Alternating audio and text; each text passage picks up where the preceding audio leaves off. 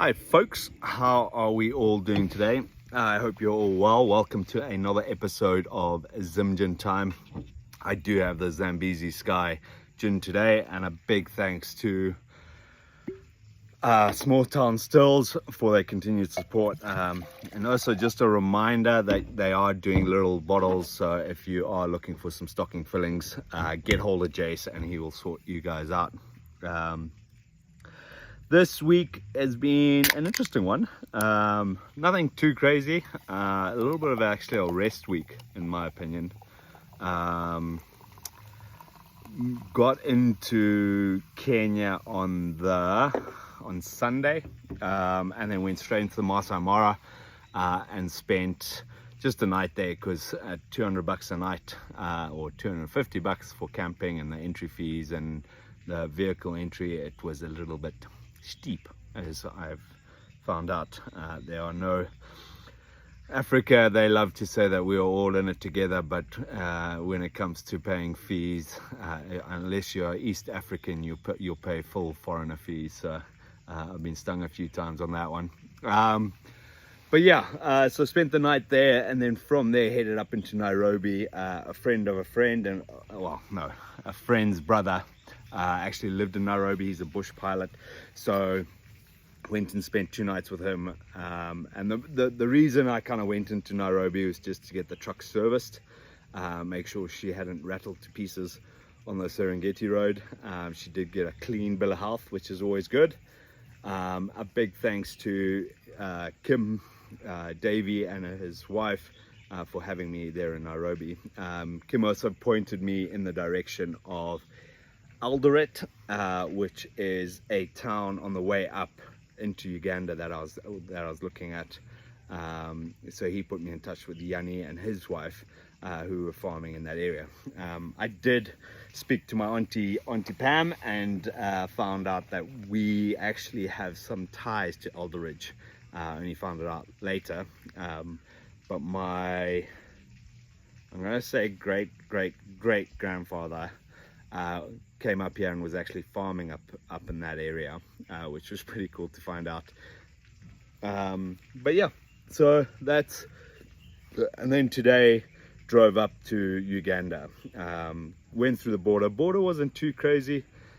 It was interesting. They are not interested in buying US, so I kind of had a little bit of a snag when went to pay for visas and stuff, and they did not take my US, which was interesting, but we made it work and we made a plan and we got there in the end. Yeah, and then from there drove probably about 3 hours probably, to where I am now. I am on the Pandi Upi Plains, I think it's called. Don't quote me on that, please. I am butchering names left, right and center, but I'm there today. And then from here, gonna pretty much follow the curve of the country all the way down. And then once I get to the southwest, I'm going to do the gorillas and chimps, and then from them hightail it back to Zim, to catch up with the folks, or catch up with the family for Christmas and New Year's. I do have to go back to the States in the middle of January, so instead of kind of leaving my truck somewhere in East Africa, just drive it all the way down, so that it's sitting in Zim, and then there's no TIP issues. TIP is your temporary import permits. So every country you go into with foreign plates, you have to do a temporary import permit. They cost money, and they only last for a month or so. So you just got to be careful with where you leave the vehicle and how long you're in them and all that sort of stuff. So yeah, so that's the plan for the next couple of weeks. I did spend I spent an extra night on the farm with Yanni and his wife, mainly because I know the next 2 weeks are going to be absolutely chaos.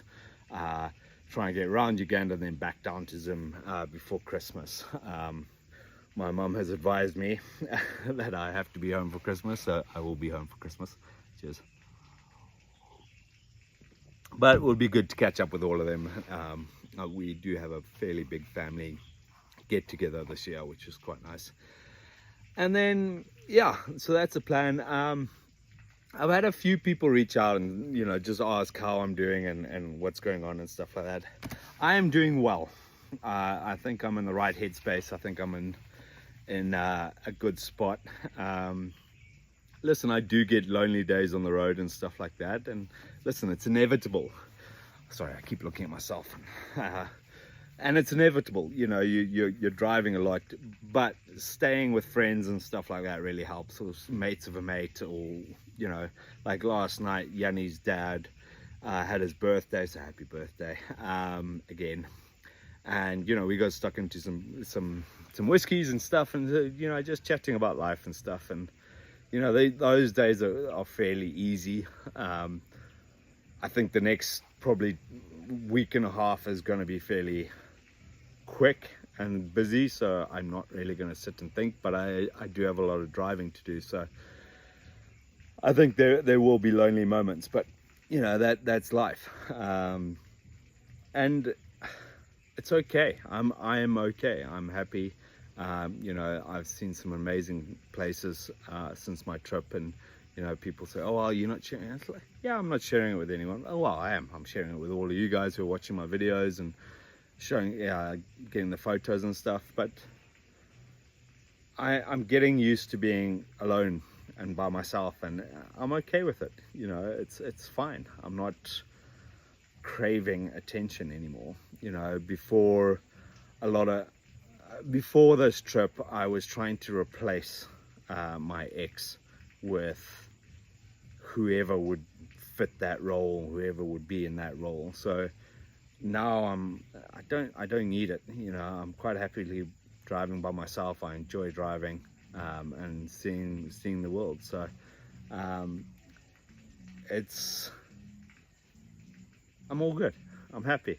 I'm chilled, and I think I'm getting through that shit that I had to go through. You know, and I'm taking more risks. You know, before I was always playing it safe because, you know, I had someone else was counting on me, someone else was with me. But now, you know, it's just me. So, you know, I do what I want, where I want it, and you know, if it's a cock up, it's a cock up, and we move on and we keep going. You know, before there was always I was worried about another person. I was always kind of concerned, like, hey, you know, if I take this risk and it doesn't work out, then, you know, it's not just me, it's someone else's having an issue. So I'm getting back to taking risks, a lot more confident. And I think also kind of doing these videos and stuff has helped my confidence come back a wee bit. You know, and it's sharing with you guys about what's going on and what's happening and stuff. I think it's just about rain, so we could have some fun here. But yeah, I did talk about doing this as a mental health thing, and I don't feel like I've done enough talking about mental health. I know African men are extremely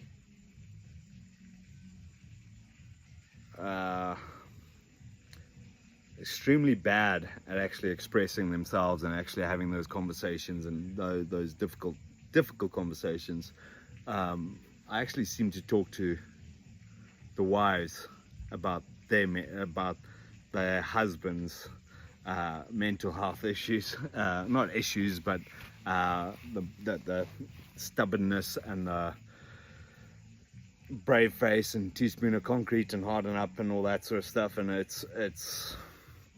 there's been a few people who've opened up to me on my trip and stuff like that, and it's good, but they're still always guarded and stuff. And I don't think Zimbabwean, or not just Zimbabweans, African men in general are ever going to be the touchy-feely kind of things, but allowing them to express themselves or allowing them to kind of have a chat, you know. And I would say it's up to the mates a lot more than it is up to the partners. You know, you don't want to be seen as weak. You don't want to be seen as this kind of vibe or whatever. And everyone's got their demons. Everyone's going through some shit. And just because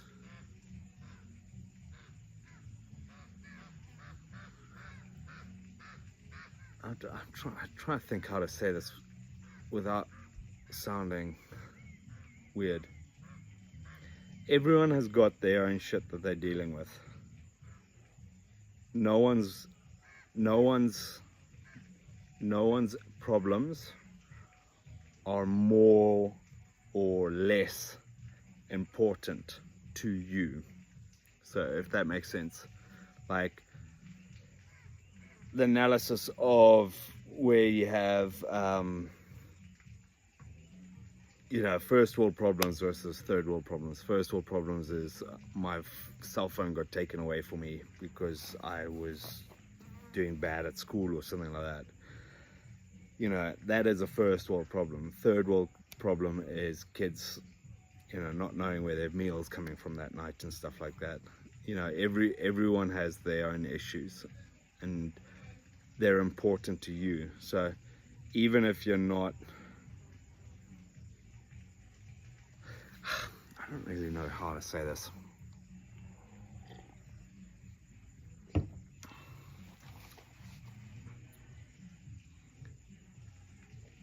bottom line is just talk to people. Everyone's got issues. Everyone's got their demons. Everyone has their insecurities. You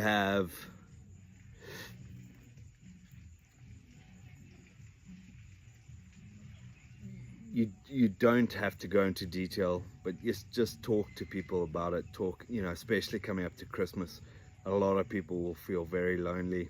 A lot of people feel very isolated. You know, get hold of that mate that you haven't spoken to in a while. See how he's doing. Just check in with him and stuff like that.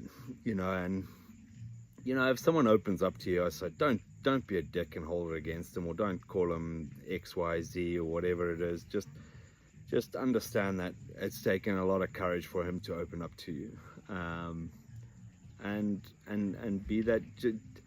Just listen. It's one of the things I learned in marriage. Sometimes they don't need answers. Sometimes they just need a vent. So let them vent. Let them talk.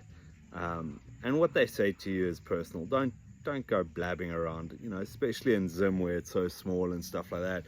You know, that guy's, as I say, it takes a lot for guys to open up, and when they do, you don't want that going around the city or the town or the country and stuff. So if someone opens up to you, don't go around blurting it. And yeah, just check in with your mates, especially, as I say, especially during this time. You know, there's always in the States where it's cold and miserable, and you're going into Christmas and you're by yourself and you're away from your family or whatever, it can be very difficult. And you know, in Zim normally people getting together and stuff, but yeah, just check in with people, make sure we're all good, and don't be scared to kind of pick up a phone call, pick up a phone and give them a shout and see how they're doing and make sure they're all right, because you know, if anything, it's Christmas, you may as well talk to them. But I think that is enough rambling, and I think I rambled a fair bit tonight.